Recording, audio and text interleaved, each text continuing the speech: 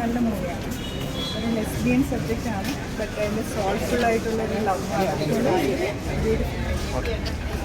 ചേച്ചി എങ്ങനെയുണ്ട് പടം കണ്ടിട്ട്? എങ്ങനെയുണ്ട് ചേച്ചി പടം എങ്ങനെയുണ്ട്? പ്രേക്ഷകരോടെ ഇരുന്ന് കണ്ടപ്പോൾ ദിൽഷ എങ്ങനെയുണ്ട്? നല്ലൊരു തീമാണ്, പറ്റി നല്ലൊരു സ്റ്റോറി ബേസ്ഡ് മൂവിയാണ്. എല്ലാവരും വന്ന് കാണണം, സപ്പോർട്ട് ചെയ്യണം.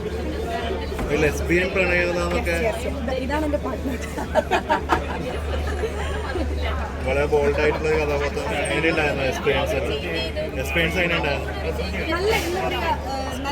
പെർഫോം ചെയ്യാൻ പറ്റി. ഒരുപാട് സങ്കടങ്ങൾ ഉണ്ടായിരുന്നു, ഒരുപാട് ഫേസ് ചെയ്യാൻ പറ്റി. ഒരു ഫാമിലിയിൽ ഇങ്ങനെ ഒരു സംഭവം വരുമ്പോൾ എങ്ങനെയാണ് സപ്പോർട്ട് ചെയ്യാൻ, അങ്ങനത്തെ ഒരുപാട് കാര്യങ്ങളൊക്കെ ഈ മൂവിയിലൂടെ ഈ ക്യാരക്ടറിലൂടെ എനിക്ക് അറിയാൻ വേണ്ടി പറ്റും.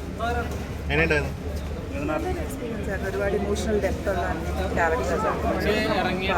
ആ ഒരു ആസ്പെക്ട്സ് ഒക്കെയാണ് എക്സ്പ്ലെയിൻ ചെയ്തിരിക്കുന്നത്. രണ്ട് മനുഷ്യർ തമ്മിലുള്ള പ്രണയം, അത് ഈ ഒരു സിനിമയിൽ രണ്ട് സ്ത്രീകളാണെന്നുള്ളതേ ഉള്ളൂ. പ്രണയമാണ് ഇതിൻ്റെ സ്നേഹവും പ്രണയവും ഒക്കെയാണ്. അത് മുമ്പേ പറഞ്ഞ സ്നേഹം പ്രണയം ഒക്കെയാണ് എക്സ്പ്ലോർ ചെയ്തിരിക്കുന്നത്. രണ്ട് സ്ത്രീകളാണെന്നുള്ളതേ ഉള്ളൂ. അപ്പം ആ ഒരു കോൺസെപ്റ്റാണ് എക്സ്പ്ലോർ ചെയ്തിരിക്കുന്നത്.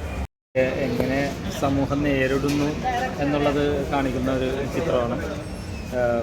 അഭിനയത്തിൻ്റെ കാര്യത്തിൽ ദിൽഷ, അതേപോലെ തന്നെ കോട്ടയം രമേശ്, നീല നായർ, സീനത്ത്, പിന്നെ കുറച്ച് ആർട്ടിസ്റ്റുകളുള്ളൂ. അവരെല്ലാവരും ഓരോ റോള് ഭംഗിയാക്കിയിട്ടുണ്ട്.